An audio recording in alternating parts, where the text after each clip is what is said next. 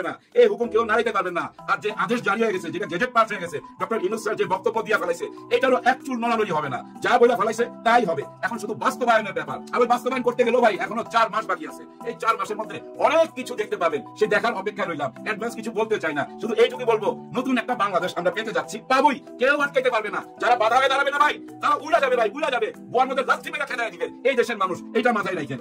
দেশ তো যাচ্ছে আমরা দেখতে পাচ্ছি বয়স্কদের হাতে, আমার মতো পাকা দাড়িওয়ালাদের হাতে, কিন্তু জওয়ানরা কোথায়? ওইটার অপেক্ষায় থাকেন। জওয়ানদের হাতেও খেলা আছে ভাই, বহু খেলা বাকি আছে। আসলে স্বাধীনতার মানে কি? স্বাধীনতার মানে কি জানেন? স্বাধীনতার মানে হলো অন্য দেশের নয়, নিজের দেশের নিজে গোলামি করা। আমার দেশের আমি গোলাম, এই হচ্ছে স্বাধীনতা। গত 54 বছর এইভাবেই দেখে আসতেছি। এটার পরিবর্তন তো হইতেই হবে, না হইলে তো ভাই সবকিছুই বৃথা। কিন্তু সবকিছু বৃথা হইতে পারে না ভাই, পারে না। সবাইকে প্রশ্নের মুখে ছুড়ে দিবে, সবাইকে চিন্তার মধ্যে ফেলে দিবে। হয় আমরা এখন কি করুম? আমরা কি এদিকে যাবো দাঁড়িপাল্লার দিকে, নাকি ধানের শীষের দিকে, নাকি শাপলা কলির দিকে? এই চিন্তায় ফেলে দিবে খুব অল্প দিনের মধ্যে। আগে রায়টা ঘোষণা হইতে দেন। মনে রাখবেন, হাকিম নড়ে, হুকুম নড়ে না।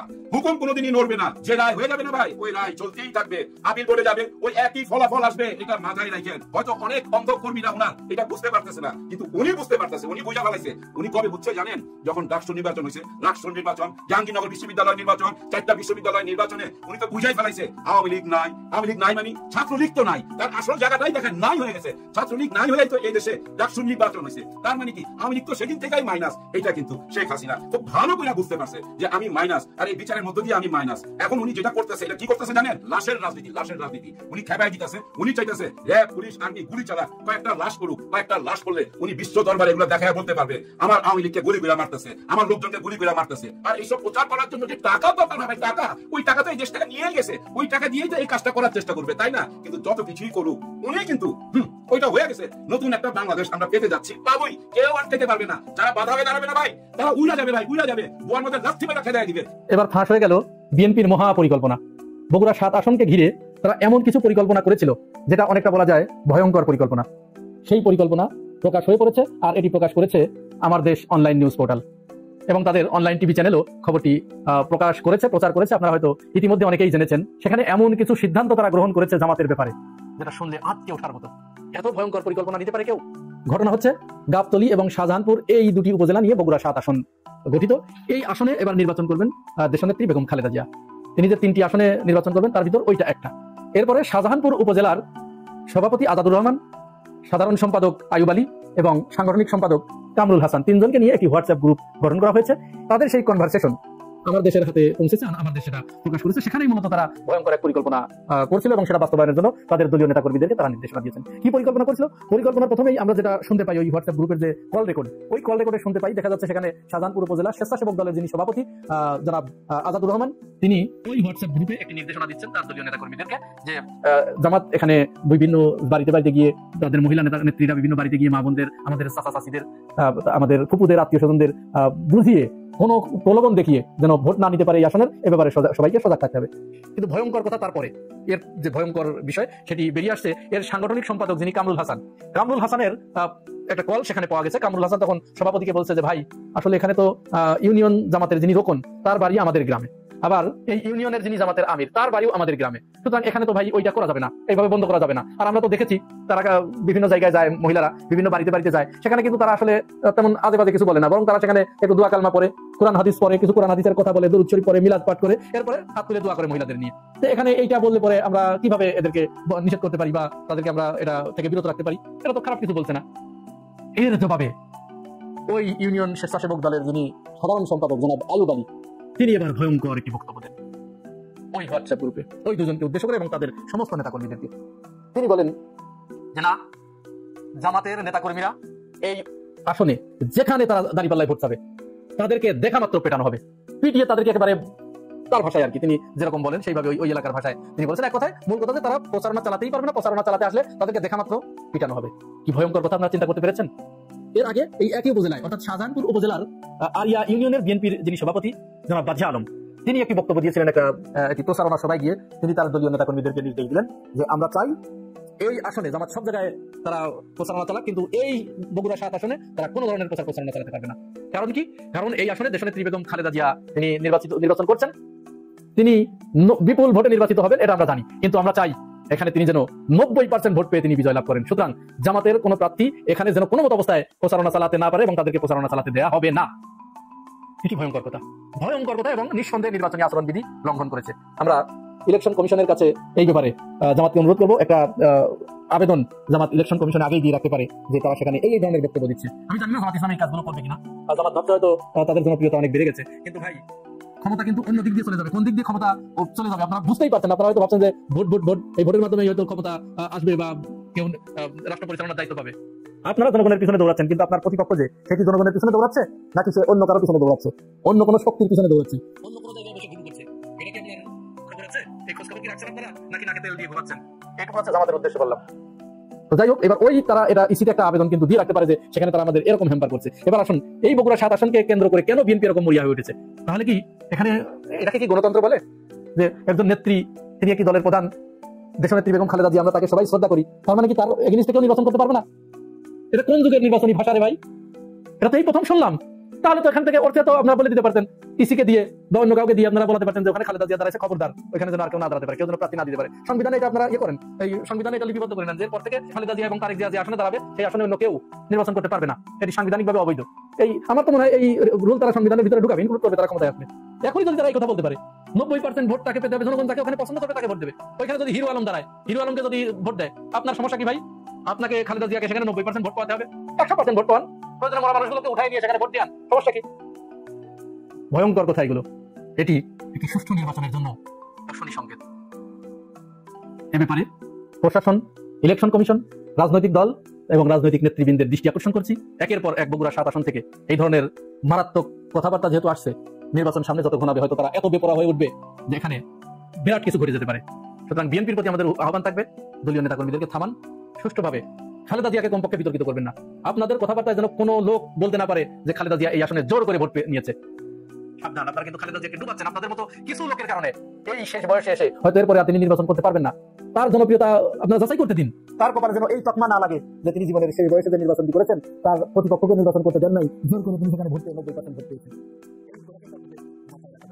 কিন্তু যেটাই আমার তীব্র আপত্তি সেটা হচ্ছে দেশে জামাত ইসলামীর ভোট মাত্র 5 থেকে 6%। পূর্বের হিসাব দিয়ে যদি বিএনপি চলতে চায় এটা বড় ভুল করা হবে।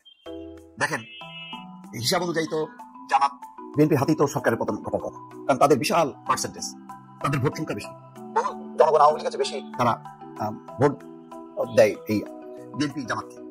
এত ভোটের অধিকারী হবার পরও জামাত বিএনপি কিন্তু হাসিনার পতন ঘটাতে পারেনি। তারা পেছনে ছিল, সামনে ছিল ওই ছাত্ররা। সামনে থাকতে পারলো না কেন? পারলো না এই কারণে, সামনে থাকলে ওই সরকারকে মোকাবেলা করা কঠিন এবং জনগণ হয়তো সংগঠিত হতো না। জনগণ সমর্থন আছে, কিন্তু সেই সমর্থনটা একটা সরকার পতনের জন্য যে ধরনের তার অংশগ্রহণ দরকার ছিল সেই অংশগ্রহণটা কিন্তু কখনই ছিল না, যার জন্য পতন ঘটে। এটা বাস্তব, স্বীকার করতে হবে। মানে সত্য জিনিস বা ব্যর্থতা স্বীকার করার মধ্যে কোনো প্ল্যানই নেই, বরং সেখান থেকে শিক্ষা নিয়ে আসে।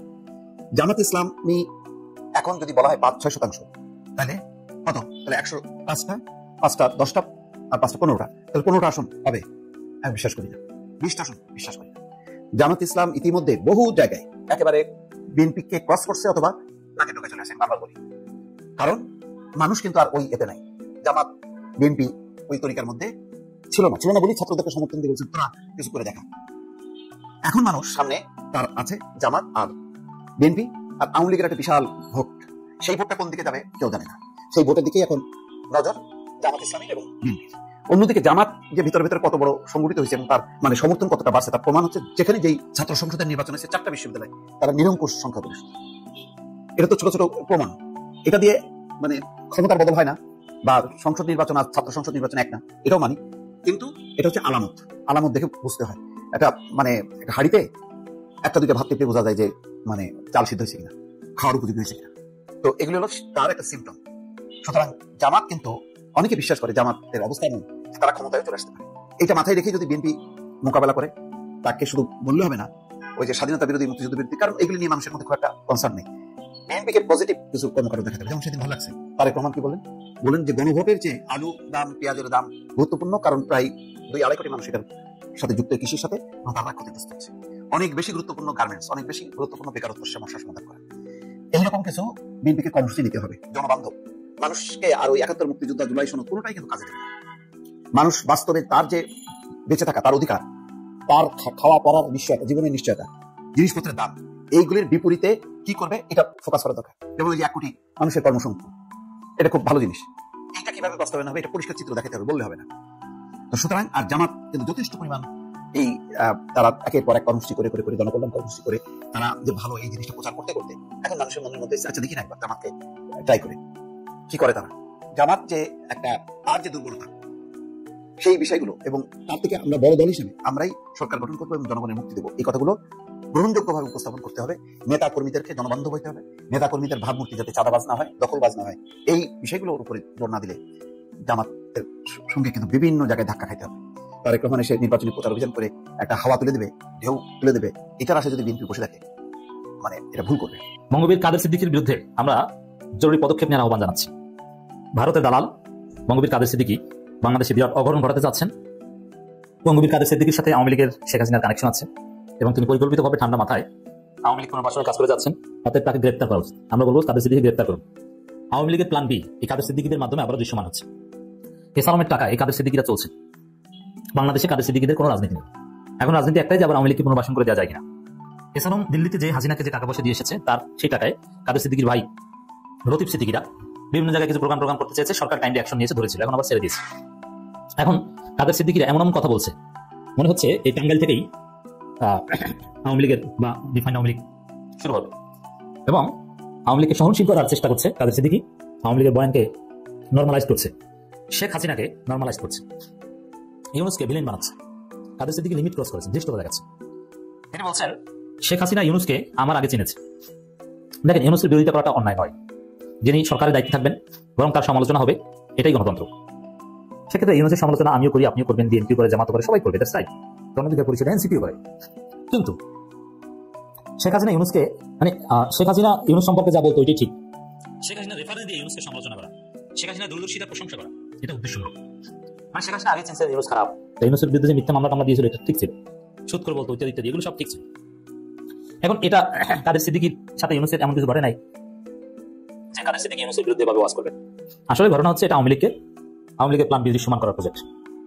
যেমন কাদের সিদ্দিকী টাঙ্গাইলের এক কোনায় বসে এরকম বলবেন এবং শেখ হাসিনার কিছু দূরদর্শিতার কথা বলবেন যে না তিনি দূরদর্শী ছিলেন, মানে ধীরে ধীরে সুস্থে একদম ঠান্ডা মাথায় কিছু নেগেটিভ নির্মাণ করা। না, শেখ হাসিনাই ভালো ছিল, শেখ হাসিনা এটা ভালো ছিল, সেটা ভালো ছিল, মুক্তিযুদ্ধ, জয় বাংলা স্লোগান, এগুলোকে নর্মালাইজ করা, এগুলো বাংলাদেশে কিন্তু এখন নিষিদ্ধ। যেমন মুক্তিযুদ্ধ ব্যবসা করে আকাম করা, এটা বাংলাদেশে নিষিদ্ধ। জয় বাংলা করে দিয়েছে, তারা ভালো পাঠিয়েছে। 1971 সালে প্রকৃত মুক্তিযোদ্ধাদের বিরুদ্ধে নয়, 1971 চেতনা 5 আগস্ট ধারণ করে মুক্তিযুদ্ধ ব্যবসায়ী যারা সব আকাম করে মুক্তিযুদ্ধের মাধ্যমে ঢাল হিসেবে ব্যবহার করে বৈধতা দিতে চায় তাদেরকে পেটানো হয়েছে 5 আগস্ট। এবং জয় বাংলা স্লোগান এটা বাংলাদেশে কার্যত এখন নিষিদ্ধ। কারণ জয় বাংলা কাউকে বলতে দেখলে তাকে ধরা হয়। জয় বাংলা ছিল আওয়ামী ফ্যাসিস্টদের স্লোগান। মুক্তিযুদ্ধ নারাই তাকবীর আল্লাহু আকবার স্লোগান দিয়ে হয়েছে, জয় বাংলা দিয়ে হয়েছে। আপনি নারাই তাকবীর আল্লাহু আকবার না বলে জয় বাংলাকে সামনে আনছেন কেন? এটা আওয়ামী লীগের ফ্যাসিবাদী স্লোগান। কিন্তু আপনি দেখবেন যে এখন এগুলো বলা যায় না, কিন্তু ধীরে সুস্থে কাদের সিদ্দিকী বলছে জয় বাংলার গুণগান গাইছে, আবার শেখ হাসিনা দূরদর্শিতার প্রশংসা করছে, আওয়ামী লীগকে বাদ দিয়ে কোনো নির্বাচনে যাবো না এই কথা বলছে। এখন কাদের সিদ্দিকী যদি এগুলো বলে পার পেয়ে যায়, টেস্ট কেস। তারপরে আওয়ামীপন্থী সাংবাদিক শিক্ষক এরা বলবে, আনিস আলম বিজয় বলবে, অলরেডি বলছে, ধীরে ধীরে ধীরে ধীরে দেখবেন যে এগুলো বাড়ছে। আওয়ামী লীগের ঝটিকা মিছিল, গণঅধিকার পরিষদের সেক্রেটারি রাশেদ খান ওই বিষয়ে কথা বলেছেন, আওয়ামী লীগের ঝটিকা মিছিল বড় বিক্ষোভ মিছিলের রূপ নেবে। এভাবে আওয়ামী লীগ পুনর্বাসিত হবে।